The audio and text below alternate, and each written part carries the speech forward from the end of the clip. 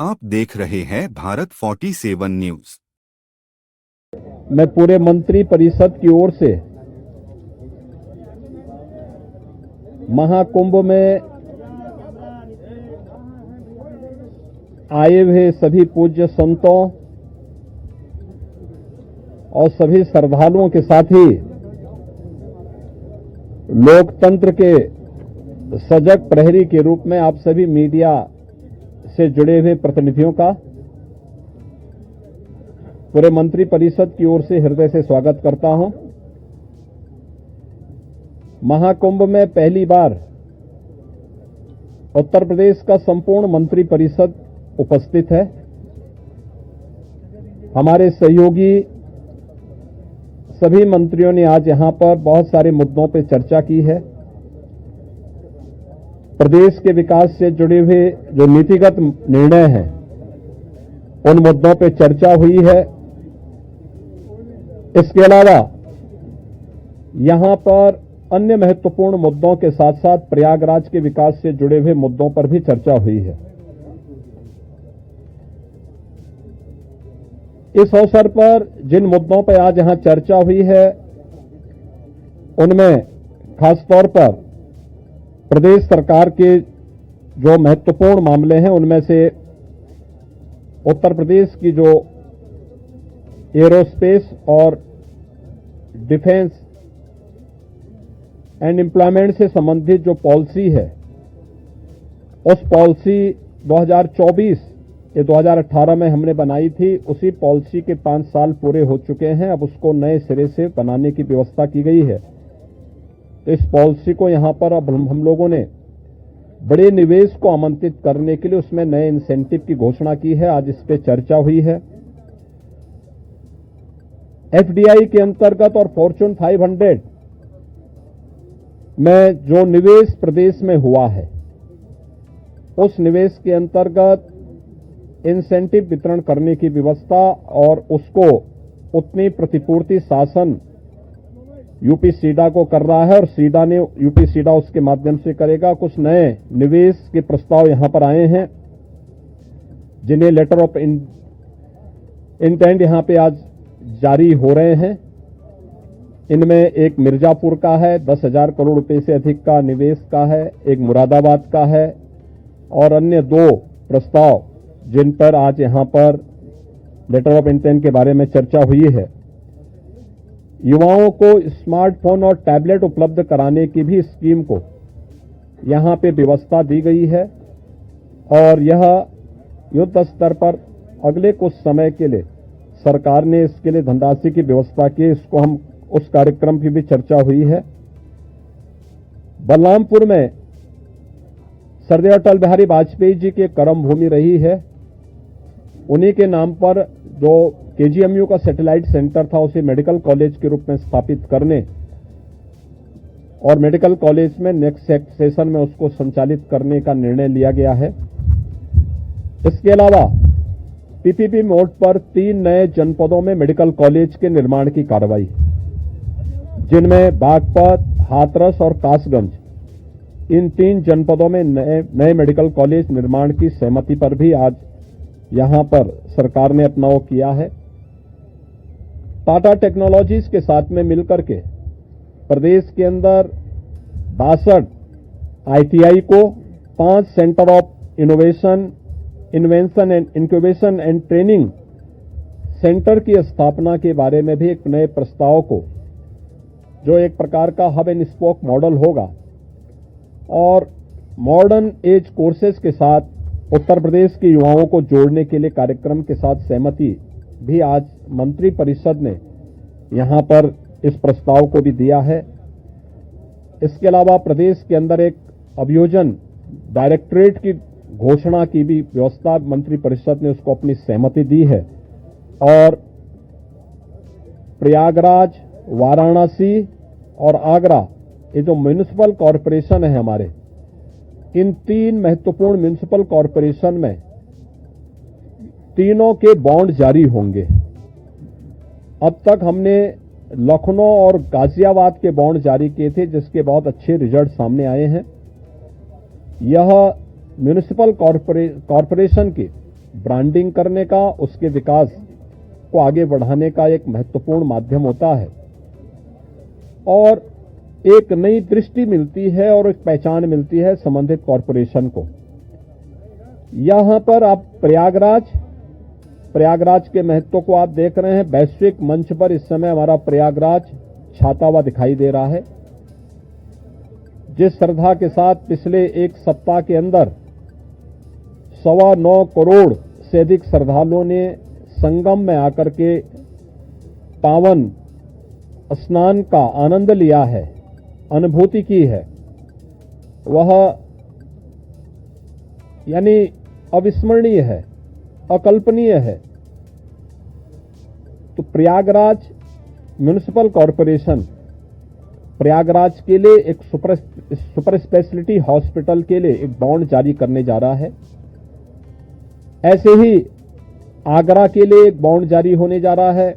वहां से संबंधित जो आवश्यकता है वहां का म्युनिसिपल कॉरपोरेशन जारी करेगा। और वाराणसी काशी विश्वनाथ धाम आदरणीय प्रधानमंत्री जी की प्रेरणा से बनने के बाद काशी वैश्विक पटल पर छा रहा है। तो स्वाभाविक रूप से 3 म्युनिसिपल कॉरपोरेशन के बॉन्ड जारी करने की कार्रवाई को भी यहां पर आज घोषणा के साथ हम लोगों ने इसको जोड़ा है।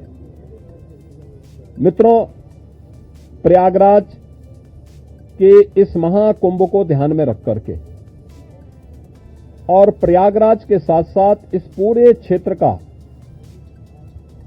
एक सस्टेनेबल डेवलपमेंट के कार्यक्रम के साथ जोड़ने की कार्रवाई आदरणीय प्रधानमंत्री जी की प्रेरणा से इसको आगे बढ़ाने के लिए सरकार ने तय किया है कि इसको लेकर के हम लोग जो आदरणीय प्रधानमंत्री जी का विजन है, जैसे लखनऊ में हम लोगों ने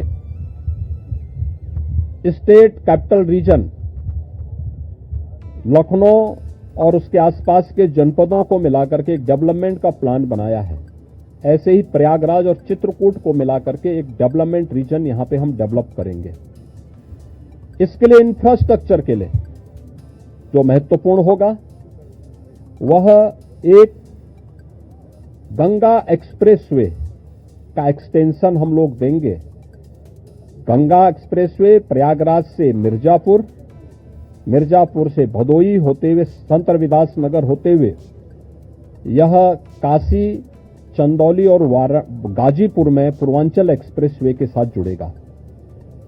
इसके अलावा वाराणसी और चंदौली से यही एक्सप्रेसवे सोनभद्र को जोड़ते हुए नेशनल हाईवे के साथ जुड़ेगा।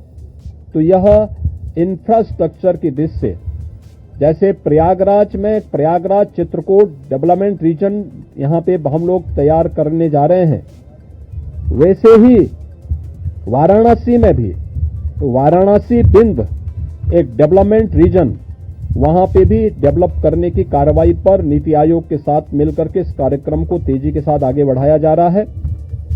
तो ये डेवलपमेंट के वे रीजन होंगे जो वास्तव में यहां की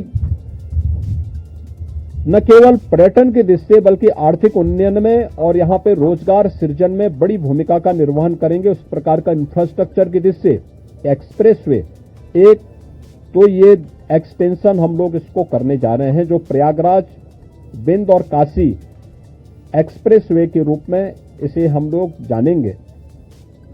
दूसरा है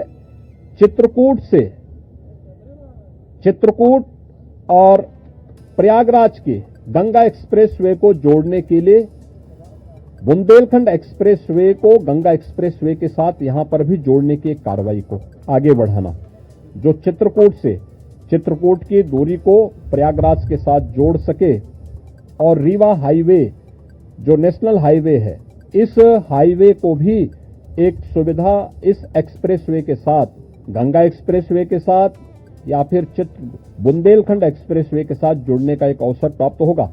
तो ये दो महत्वपूर्ण के साथ साथ प्रयागराज की अपनी आंतरिक चैलेंजेज हैं, ट्रैफिक के चैलेंजेज हैं और इसमें हम लोगों ने अभी से यहां पर पहले आदरणीय प्रधानमंत्री जी की प्रेरणा से भारत सरकार के राष्ट्रीय राजमार्ग विभाग ने लखनऊ रायबरेली होते हुए प्रयागराज की दूरी को बहुत आसान किया है, जिसमें गंगा नदी पे एक 6 लेन का ब्रिज भी बन रहा है।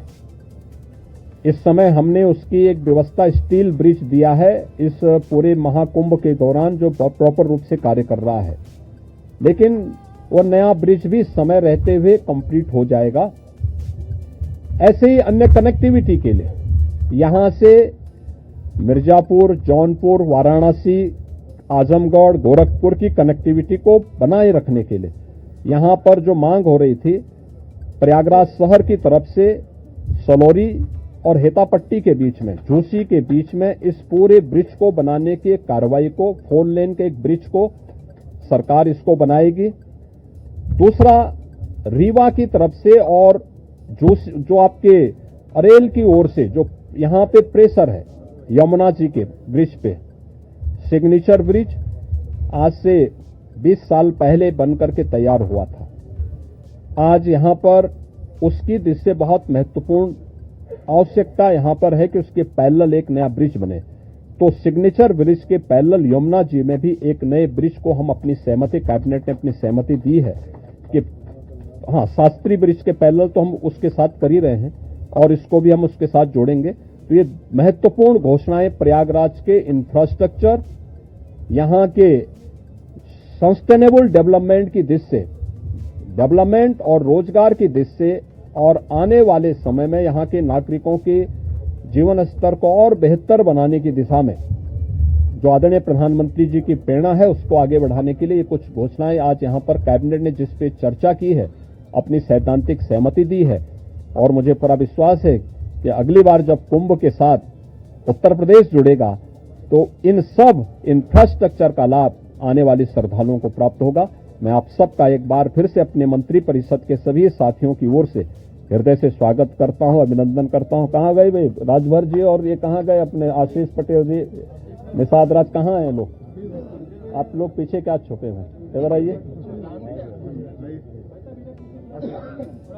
कहां राजभर जी, कहां गए?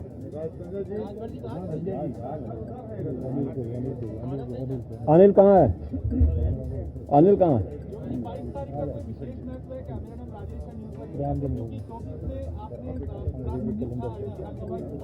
हाँ, तो इसीलिए तो यहाँ पे ये प्रभु की ही कृपा है।